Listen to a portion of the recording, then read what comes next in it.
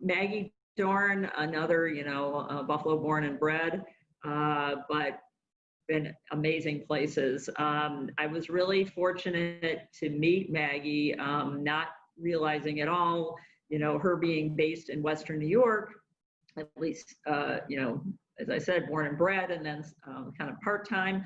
But her connection with Motley Fool and their new venture fund, and when she and I had a chance to meet and hear what was behind the investment thesis with that fund, I got to say, Maggie, that sealed it for me that, you were bringing an amazing mindset to Western New York. How I guess Jordy said it, we're reinventing ourselves. We've got to be bold. And, I feel like what you've done and how you've engaged with Western New York, I think is just super fresh. So really pleased to introduce Maggie Dorn as Chief Network Officer, Motley Fool, and venture partner for Motley Fool Ventures. So I will turn it over to you, Maggie, to talk about early stage funding investing right in your own hometown. Thank you so much, Marnie, and thank you for those really, really kind words. It makes me feel great to hear them from you, and just a reflection of Jen and Mel's, just the pride that we all have to serve on Launch New York. Thank you for giving us that opportunity. So really, I just wanted to take this short time with everyone to acknowledge Launch New York and its mission and what it means to me as a Western New York resident and someone who works in venture capital. So first, let me take you back to 2017 when I had moved home to Buffalo after being gone for all of my professional career. I was in a very fortunate position where my employer, the Motley Fool, allowed me to work remotely while living in my hometown. It truly was a dream come true.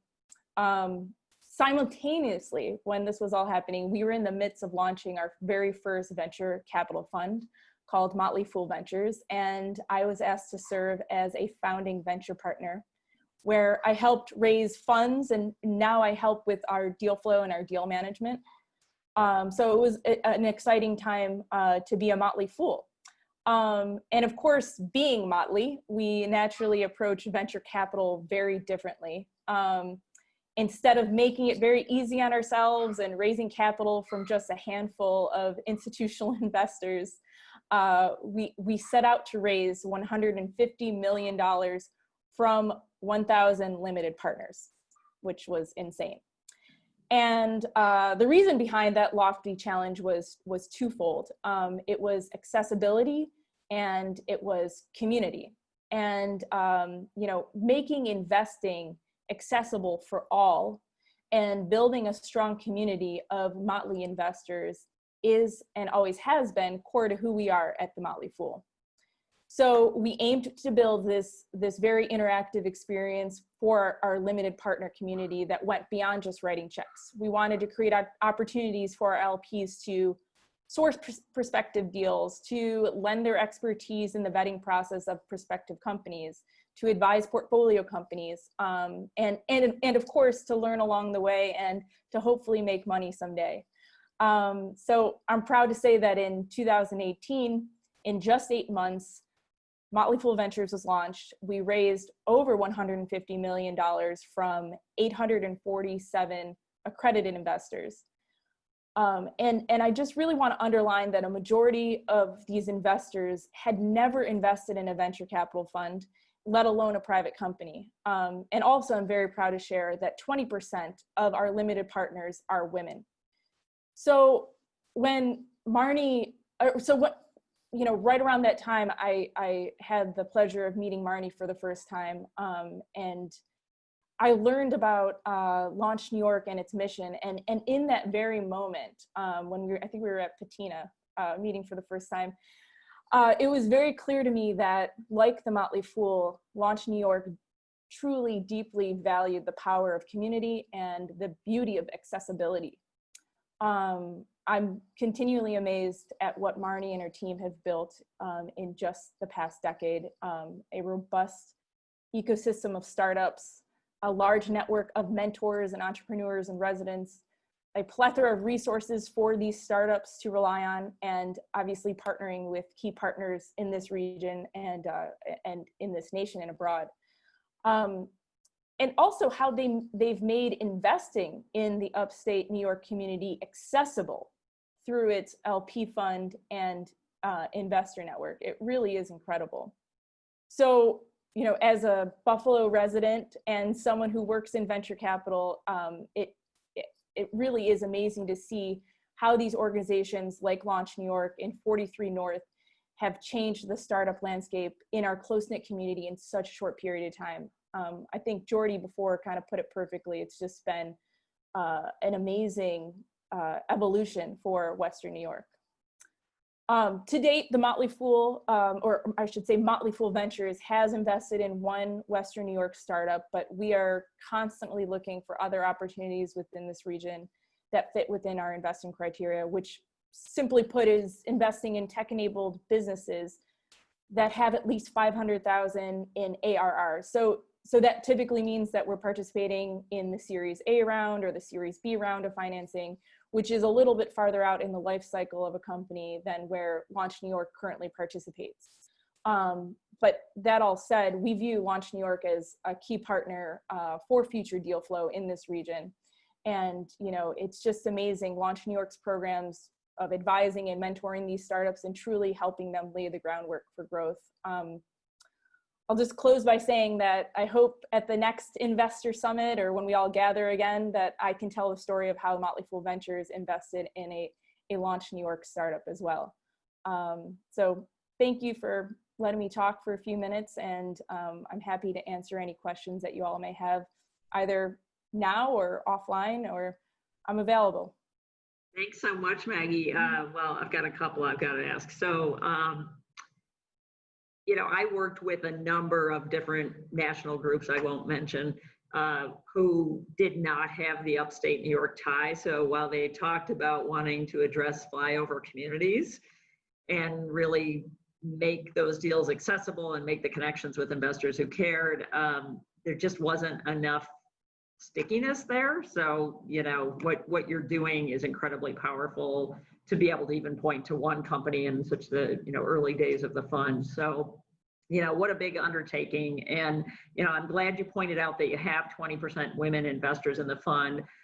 It is completely insane. So as someone who's now just into dozens of LPs, I bow at your feet over managing 847 LPs. But that real diversity and inclusion kind of thinking, you know, I see for you, we've actually not spent as much time as I know we will want to about projects like the Veneta Project and your work really trying to empower women entrepreneurs. Your whole thesis is around empowerment, and that being a high growth potential entrepreneur and an investor supporting that is it really can be for everyone. So would love to just hear more, you know, whether it's Veneta Project or related initiatives. Yeah, exactly. I mean, we have Motley in our name, which is it's a diverse name in itself. When we approached Motley Fool Ventures, we didn't just want to build a you know, traditional venture capital fund. We wanted to make it different. And we've always been founder first. We've never made necessarily a mandate in our diversity initiatives, but it is core to who we are. And I think for us, and for all of us, it's very easy to lean on your, you know, close networks and not really go beyond that. But as we're seeing, you know, in the business world, but also in the world at large, it's really important to go beyond your comfort zones and go beyond, you know, just your close knit friends and colleagues, and to learn from others, to hear what other people are doing, to see what else is happening. And I say that, you know, with respect to also going beyond your geographical areas, because the Motley Fool is based in Alexandria, Virginia, and it's very easy to just fall back on the Washington, D.C., Mid-Atlantic region network of VCs feeding deals to other VCs. And we wanted to, you know, through tech-enabled, you know, tools, we wanted to, one, make a very diverse LP network fortunately, we were able to raise funds from our members who are all over the world. So we have a very diverse network of LPs, but we also wanted to go beyond the, startup hubs of Silicon Valley, Boston, and New York, and find opportunities in these underserved communities where, they're really, it is budding. There's great stuff happening in St. Louis and Kansas City, and obviously in Buffalo, but you have to be there on the ground, creating inroads with other organizations, like-minded organizations, and finding those opportunities, because you could easily fall into those, like I said, normal tracks of deal flow, but you really have to go outside of your comfort zone to find other opportunities. That's terrific. Thanks for talking more about that. I'm still just sort of blown away that you did undertake something so crazy as an organization. Let me open up the floor to any questions from the audience.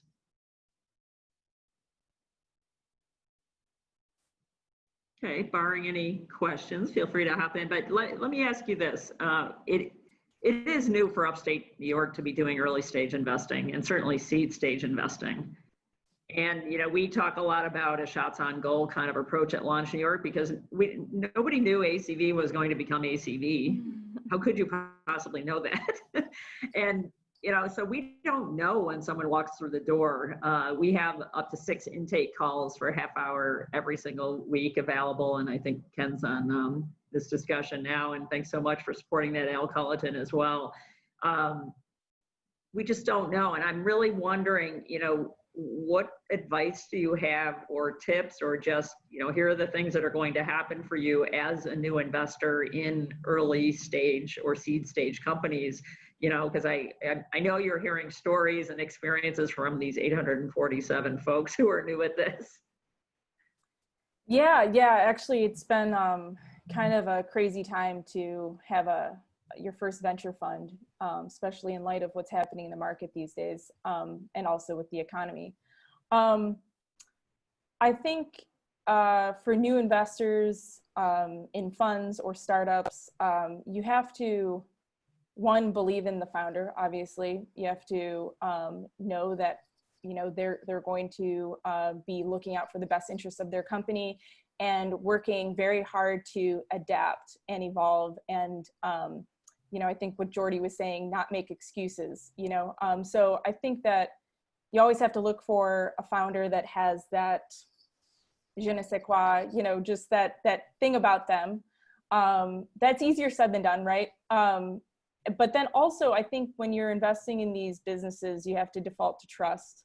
And we at the Motley Fool, we've been around for 27 years. We are we're a fully operational company. We have 450 employees. We were founded, in the early 90s, went through venture capital funding ourselves. We raised $50 million from venture capitals. We were a venture capitalist. We were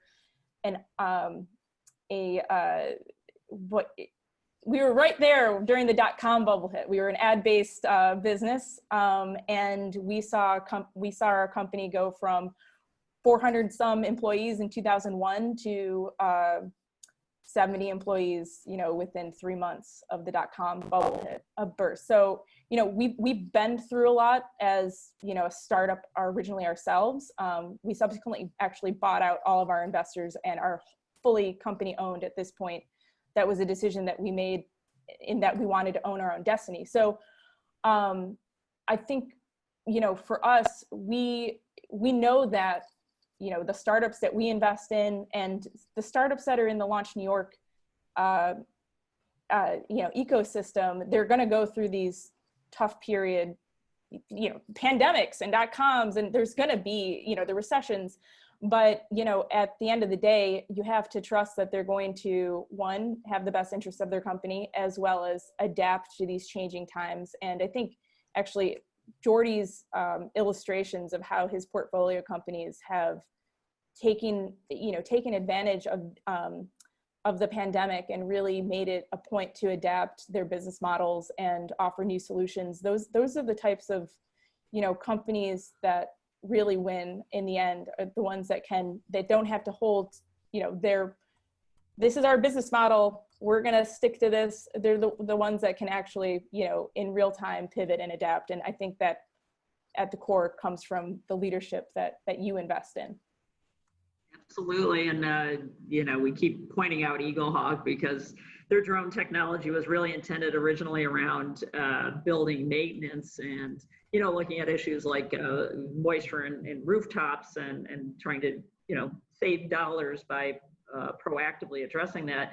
Well, it was a big decision for them to turn in the direction of applying antimicrobial substance and, be able to look at, okay, if kids are going back to school, every time somebody's in there for a phys ed class, they need to be able to, sanitize. And being able to do that with drone versus somebody carrying around a pack on their back is really the sweet spot they're finding. So, they easily could have turned and run. What was exciting was to see investors actually rally around that. So I do think we're seeing new sentiment among investors. Similarly, when I mentioned 3AM Innovations doing the first qualified opportunity fund, I was really gratified that an investor who had cashed out of a position when all the craziness started with the pandemic actually had capital gains and said, no, I'm still coming in for that qualified opportunity fund investment. You better believe it. I wasn't sure what to expect, but I think we all realize that it's really entrepreneurs who show that grit and resilience that's at the heart of us really powering through and coming out this, like the ACV story where it's actually bigger than when the pandemic started. So thank you so much, Maggie. We're excited to continue to work with you, and I'm going to do my darndest to make sure we have companies that are worthy of your investment. Thank you, Marnie. It was a pleasure to be here.